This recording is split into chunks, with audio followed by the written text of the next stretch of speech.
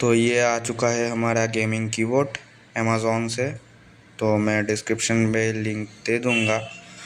तो इसे खोल के देखते हैं। मैं कांची से अनबॉक्सिंग कर रहा हूँ इसका।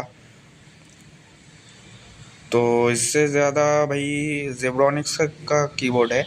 तो इसका जो बॉडी मिलता है वो प्लास्टिक का है, ज़ेब्रॉनिक्स में वो मेटल का मिलता है। पर इसका बिल्ड क्वालिटी उतना अच्छा नहीं है, बट चल जाएगा गेमिंग के लिए। RGB भी है, इसका केबल क्वालिटी बहुत अच्छा है, आप इसे बाय कर सकते हो। बहुत लो एंड प्राइस पे आता है ये। मैं लिंक प्रोवाइड कर दूंगा। तो और जो जो हमारे चैनल पे नया है वो जल्दी से सब्सक्राइब लाइक कर दे।